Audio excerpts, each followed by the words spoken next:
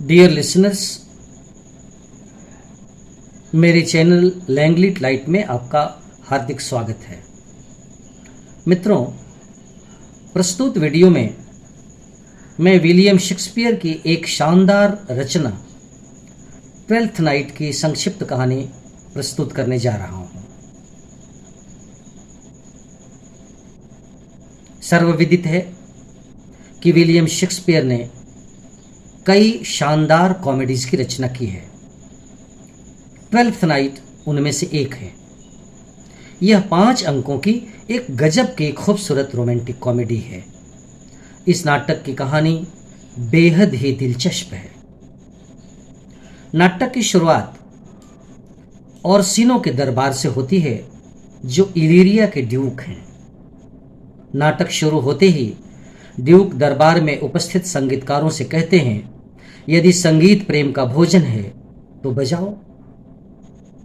सच तो यह है कि इस युवा ड्यूक को लेडी ओलिविया नाम की एक खूबसूरत काउंटेस से गहरा लेकिन एक तरफा प्यार है। वह इतना उतावला है कि उसे शादी के लिए प्रपोजल पर प्रपोजल भेजता है, लेकिन ओलिविया उसकी शादी के प्रस्ताव को स्वीकार करने की मानसिक स्थिति में नहीं है।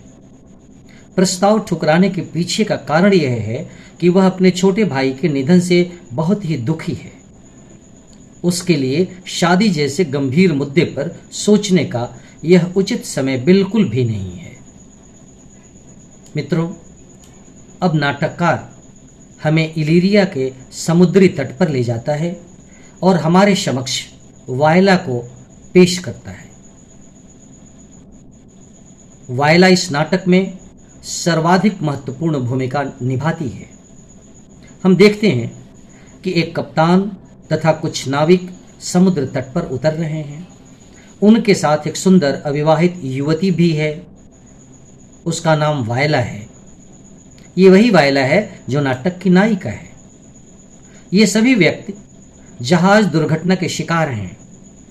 वायला का जुड़वा भाई सेबेस्टियन भी उस दुर्भाग्यपूर्ण जहाज से यात्रा कर रहा होता है। जहाज डूबने के बाद कैप्टन ने सेबेस्टियन को तेज लहरों से संघर्ष करते हुए देखा था, लेकिन वह जिंदा है या मर गया यह कोई नहीं जानता। कप्तान वायला को सूचित करता है कि इलीरिया नामक इस द्वीप पर ओर्सिनो नामक एक ड्यूक का शासन है। उसकी तथाकथित प्रेमिका काउंटेस ओलिविया का घर भी पास ही में अवस्थित है। वायला पहले नौकरी की तलाश में काउंटेस के पास जाने के बारे में सोचती है, लेकिन अंत में ड्यूक के पास जाने का फैसला करती है। इसके बाद वायला बहुत ही नाटकीय भूमिका अदा करती है। वह अपना रूप व नाम बदल लेती है तथा खुद को सेसेरियो नाम के एक नौकर लड़के के रूप में परिवर्तित कर लेती है। मित्रों, नाटक अब ओलिविया के निवास की गतिविधियों का वर्णन करता है। सर टॉबी नाम का एक रिश्तेदार वहां रहता है, जो जबरदस्त शराबी है। सर टॉबी ने अपने एक दोस्त सर एंड्रयू अगुचिक को भी अपने साथ रहने के लिए बुला लिया है। दरअसल वह ओलिविया और सर एंड्रयू के बीच प्रेम संबंध विकसित करना चाहता है। इस दृश्य में ओलिविया की नौकरानी मारिया सर टॉबी को सूचित करती है कि ओलिविया उनकी शराब पीने की आदत से बहुत नाराज रहती हैं। वह यह भी बताती है कि वे सर एंड्रयू के प्रति नापसंदगी का भाव रखती हैं। अब यह नाटक पाठकों को ओर्सिनो के महल में पुनः वापस लाता है। सेसेरियो को ओर्सिनो के लड़के नौकर के रूप में नियुक्त कर लिया गया है। ओर्सिनो इस युवा सेसेरियो के आकर्षक व्यक्तित्व से इतना प्रभावित है कि केवल 3 दिनों के भीतर ही वायला अर्थात सेसेरियो ड्यूक की पसंदीदा बन जाती है। वह अपने नौकर को ओलिविया के पास उसके प्रति अपने प्यार का इजहार करने के लिए भेजता है।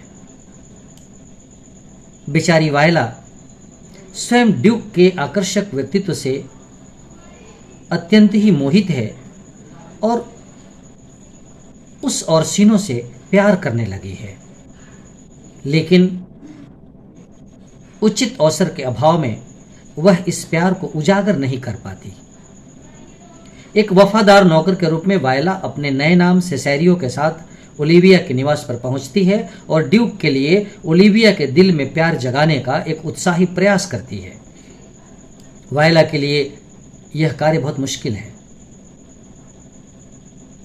काफी समझाने के बाद भी ओलिविया ड्यूक के प्रस्ताव को दृढ़ता से खारिज कर देती है।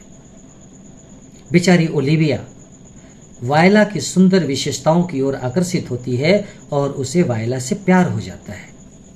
क्या हास्यपूर्ण दृश्य है। सेसेरियो को दोबारा देखने के लिए वह यह दिखावा करती है कि सेसेरियो ने एक अंगूठी गिरा दी है जिसे वह स्वीकार नहीं करना चाहती। दरअसल इसी बहाने ओलिविया अपने प्यार की निशानी के तौर पर मेलवोलियो के जरिए अपनी अंगूठी भेजती है। सेसेरियो अर्थात वायला इसके रहस्य को अच्छी तरह समझती है। उसे अपनी जैसी महिला से प्यार करने के लिए ओलिविया पर दया आ जाती है। वह अपने छद्मवेश के कारण उत्पन्न स्थिति की नजाकत को महसूस करती है। मित्रों, इस कॉमेडी का अगला भाग एक बार फिर समुद्र तट पर खुलता है। हम जानते हैं कि वायला जीवित और स्वस्थ है, लेकिन उसके भाई सेबेस्टियन ने उसकी जीवित रहने की सारी उम्मीदें खो दी हैं। उसे स्वयं एंटोनियो नाम के एक दयालु सज्जन ने बचाया है। नौकरी पाने के लिए सेबेस्टियन ओर्सिनो के दरबार में जाने के बारे में सोचता है। इस संदर्भ में एंटोनियो उसकी मदद करता है। वह सेबेस्टियन के साथ ओर्सिनो का दरबार दिखाने जाता है। यहाँ एंटोनियो अपनी जान जोखिम में डालता है क्योंकि शहर में उसके कई दुश्मन हैं। मित्रों, एक बार फिर पाठक ओलिविया के निवास की गतिविधियों का आनंद लेते हैं। ओलिविया के निवास में सर टॉबी और सर एंड्रयू अत्यधिक शराब पी रहे हैं और अपनी सुध-बुध खो रहे हैं। जोकर भी मजे ले रहा है। ओलिविया की नौकरानी मारिया उन पर नियंत्रण रखना चाहती है, लेकिन उसके सभी प्रयास विफल हो जाते हैं। इसी बीच मेलवोलियो अंदर आता है और उन्हें उनके व्यवहार के लिए डांटता है। अब मारिया ओलिविया के जाली हस्ताक्षर के साथ एक प्रेम पत्र भेजकर मेलवोलियो को चिढ़ाने की योजना बनाती है और उसे मेलवोलियो को बेवकूफ बनाने में सफलता भी मिल जाती है। वह मेलवोलियो के सामने ओलिविया का एक नकली प्रेम पत्र इस तरह डालती है कि वह प्रेम पत्र मेलवोलियो का ध्यान आकर्षित कर ले। पत्र इस तरह लिखा है कि मेलवोलियो के मन में गलत धारणा पैदा हो जाए। मेलवोलियो को पत्र मिलता है और वह पत्रानुसार हास्यास्पद आचरण दिखाना शुरू कर देता है। अब हम देखते हैं कि सर टोबी को ओलिविया के सेसेरियो के प्रति झुकाव का एहसास होता है। इस प्रकार वह सर एंड्रयू को सेसेरियो को द्वंद्व युद्ध के लिए चुनौती देने के लिए प्रोत्साहित करता है। सर एंड्रयू सहमत हैं और चुनौती का पाठ तैयार करते हैं। इसी बीच मारिया घटनास्थल पर आती है और उन्हें अपनी साजिश की सफलता के बारे में बताती है। वह बताती है कि कैसे मेलवोलियो उस दिखावटी पत्र के निर्देशों का पालन कर रहा है। डियर लिसनर्स, अब इस नाटक का अंक 3 आरंभ होता है। यहां हम देखते हैं कि वायला ओलिविया के निवास पर आती है। वह फिर से अपना कर्तव्य पूरी निष्ठा और ईमानदारी से निभाती है। वह ओलिविया को समझाने की पूरी कोशिश करती है, लेकिन वह सफल नहीं हो पाती। ओलिविया अपने संकल्प पर दृढ़ है और वह स्पष्ट शब्दों में ओर्सिनो के प्रस्ताव को अस्वीकार कर देती है। हालांकि वह संतुष्ट महसूस करती है क्योंकि उसे सेसेरियो को देखने का एक और मौका मिल जाता है। लौटने के बाद सेसेरियो ने ड्यूक को ओलिविया की उसके प्रति सख्त नापसंदगी के बारे में सूचित करती है। यहां ड्यूक ने सेसेरियो के साथ प्रेम की सभी भावनात्मक पेचीदगियों के साथ चर्चा की है। चर्चा के दौरान सेसेरियो अर्थात वायला ड्यूक को अपने प्यार का संकेत देती है, लेकिन ड्यूक उसकी भावना को नहीं समझ पाते क्योंकि उनका दिमाग ओलिविया के विचार में व्यस्त है। ओर्सिनो इतना अधीर है कि वह वायला को पुनः ओलिविया से मिलने के लिए भेजता है और इस बार वह उसे एक उपहार भी भेजता है। अब हम सेबेस्टियन की गतिविधियों को देखते हैं। वह इलीरिया की सड़क पर घूम रहा है। एंटोनियो उसका पीछा कर रहा है। वह उसके लिए हर जोखिम उठाने को तैयार है। वह सेबेस्टियन से कहता है कि ड्यूक के आदमी उसके दुश्मन हैं। अगर उन्होंने उसे पहचान लिया तो वह खतरे में पड़ जाएंगे। इसलिए वह अपना पर्स सेबेस्टियन को दे देता है और एक सुरक्षित स्थान पर चला जाता है तथा पुनर्मिलन का एक बिंदु तय कर लिया जाता है। अब नाटक हमें ओलिविया के बगीचे में ले जाता है।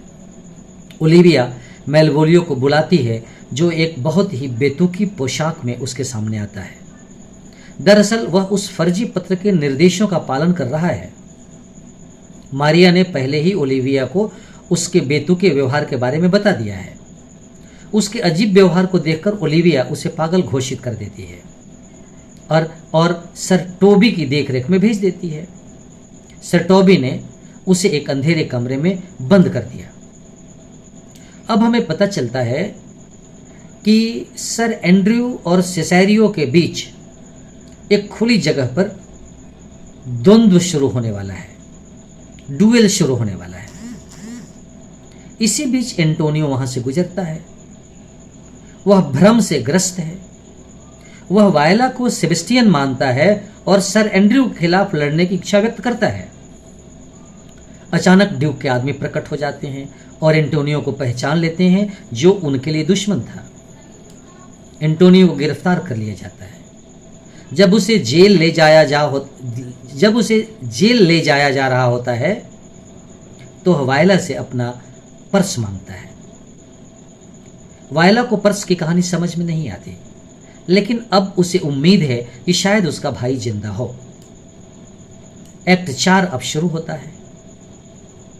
इस एक्ट में हम देखते हैं कि ओलिविया का सेसेरियो के प्रति प्रेम असहनीय हो गया है। वह सेसेरियो को अपने पास लाने के लिए जोकर फेस्ट को भेजती है। फेस्ट को रास्ते में सेबेस्टियन मिल जाता है। भ्रम में वह सेबेस्टियन को वायला समझता है, अर्थात सेसेरियो समझता है। वह उसे ओलिविया के पास ले जाता है। जब सेबेस्टियन आ रहा होता है, सर एंड्रयू समानता से धोखा खा जाता है। अचानक वह उस पर हमला कर देता है। इसी बीच ओलिविया प्रकट होती है। वह भी समानता से धोखा खा जाती है। वह सेबेस्टियन को सेसेरियो समझ लेती है। वह सर एंड्रयू को नियंत्रित करती है और उसके प्रति अपने असीम प्यार का इजहार करती है। सेबेस्टियन बिल्कुल आश्चर्यचकित है और वह उसके साथ ओलिविया के घर जाता है। कुछ ही समय में एक पुजारी को आमंत्रित किया जाता है और इस पुजारी की उपस्थिति में ओलिविया और सेबेस्टियन प्रेम की शपथ लेते हैं। अंतिम अंक केवल एक दृश्य का है। इस दृश्य में सभी जटिलताएं हल हो जाती हैं और गलतफहमियां दूर हो जाती हैं। सभी पात्र एक साथ एकत्रित होते हैं। वायला और सेबेस्टियन के रहस्य का खुलासा हो जाता है। वायला अपने भाई को सुरक्षित और स्वस्थ पाकर खुश है। ओर्सिनो को अब वायला से प्यार हो जाता है। मेलवोलियो रिहा हो जाता है। सर टोबी मारिया के साथ अपनी शादी का रहस्य उजागर करता है। इस प्रकार नाटक समाप्त हो जाता है। Thanks a lot.